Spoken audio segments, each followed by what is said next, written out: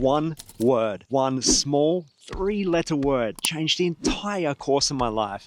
It's going to sound a little bit cheesy, but I'm not lying, champion. That word is yes. Ohayo!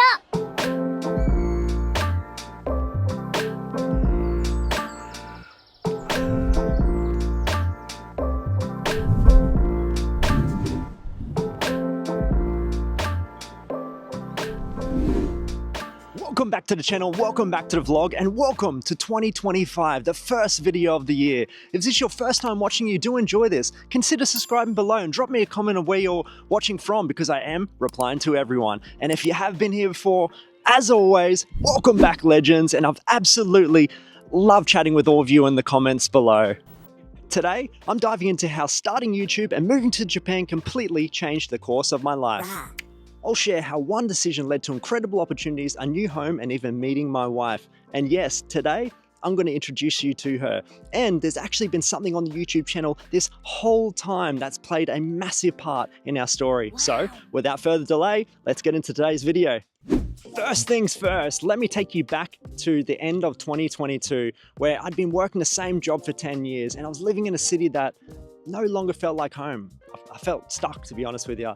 And I decided to just stop making excuses and say yes. Yeah! Yes to basically chasing my dreams that I'd been thinking about for years. Hello, YouTube.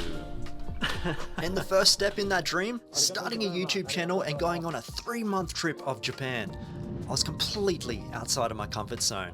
I was nervous, super awkward, and completely unsure of myself. First off, thank you very much for anyone that watched and subscribed to the previous video. But I started anyway.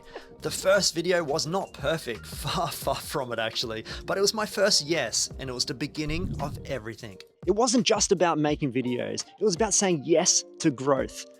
Like that kind of growth, no? Nice. Okay, whatever, I'll leave it in. But it was also about increasing my creativity and pushing myself in ways I'd never done before. During that trip, I didn't just want to explore Japan. I wanted to explore what my life would look like if I said yes more often. Basically, yes to taking more risks, yes to trying new things, and yes to potentially finding a place that felt like home. Oh, so good. During that 3-month trip, I decided to spend one of those months in Fukuoka, as it seemed to have a nice balance between Australia and Japan. It just reminded me of home.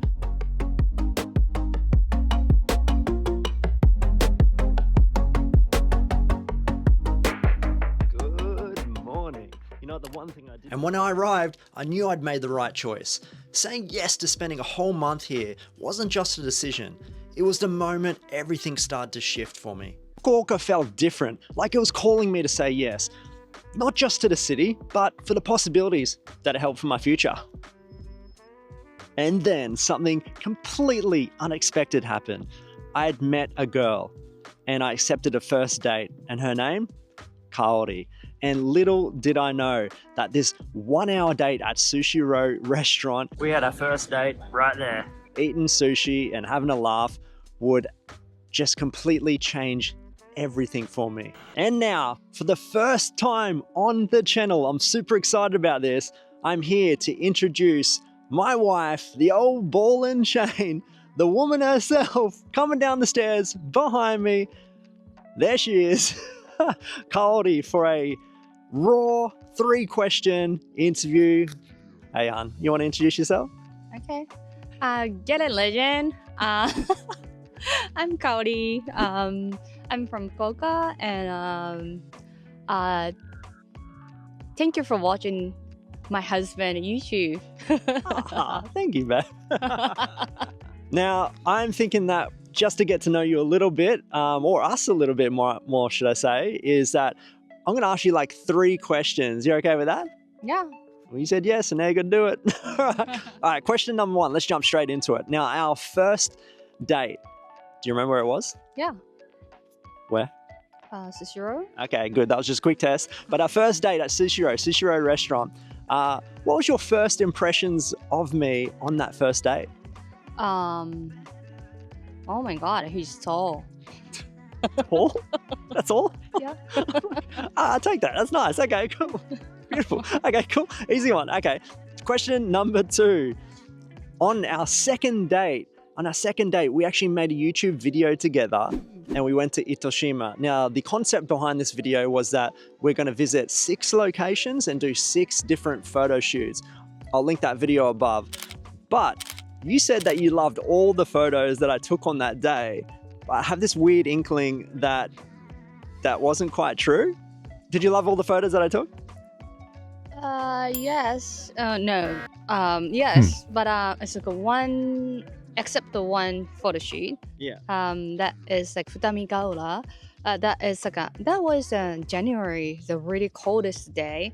That day, he asked me to put on wear summer dress, and one location, the freezing cold, and a lot of sightseeing people there. Then I was so awkward and I was so embarrassed, and in my face like so. I'm so sorry. Face. I'm so sorry. Yeah, I was like, I hope you guys watching my awkward face. I actually kind of forgot. So the concept for the video, I just thought it'd be really cool is where Itoshima is. There's a lot of beautiful beaches and it's stunning and palm trees.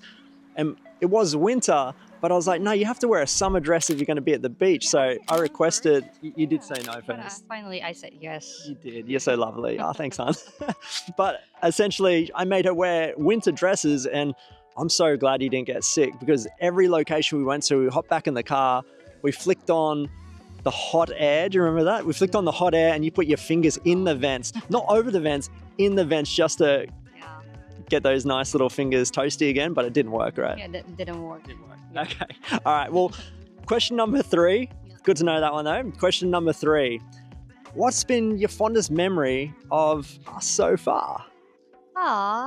We had a really good memories, every day with family. But yeah, recently, that good memory is your parents and my parents. End of year, they came and we sharing amazing time. That one's for you, Mom. Yeah. She loves that word. Amazing time with both family.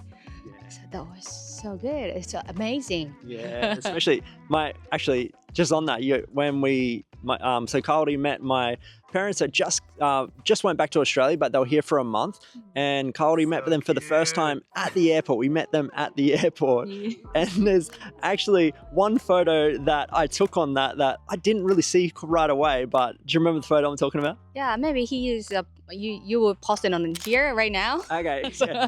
So this photo right here is Kaori having a photo with my parents, and she just looks like an exchange student. Yeah. I am. Yeah. So I just holding that welcome to Fukuoka. Yeah. But looks like a really exchange student between your parents. Yeah. And I took photo. Yeah. I'm so abroad student.